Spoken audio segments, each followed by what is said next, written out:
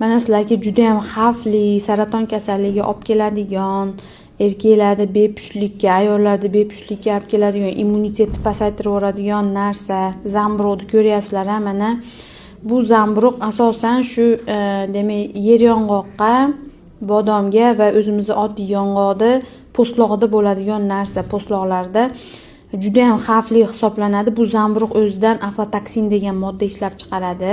Bu aflatoksin modda yuqorida aytib o'tgan barcha narsalarga sabab bo'ladi. Immunitet tushiradi, saraton kasalligiga olib keladi, erkaklarda bepushtlikka olib keladi, ya'ni spermani rivojlanishini to'xtatadi, testosteron gormonini ishlab chiqarishini to'xtatadi, ayollarga tuxumdonlar faoliyatini pasaytiradi, bloklaydi. Bundan tashqari agar buni homilador odamlar yeydigan bo'lsa, homilasi katta ehtimol bilan demak nogiron bo'lib tug'ilish ehtimoli bor, chunki bu DNKni o'zgartirish xususiyatiga ega.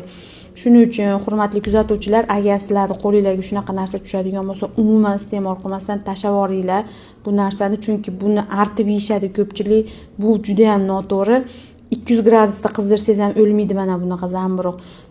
Shu kontentimizni maksimum hammaga tarqatib yuboringlar. Va agar sizga kontentim yoqqan bo'lsa, bitta like bosib qo'yasiz. Ma'lumotim foydali bo'ldi deb o'ylayman. Kommentariyalarni kutib qolaman. Hurmat bilan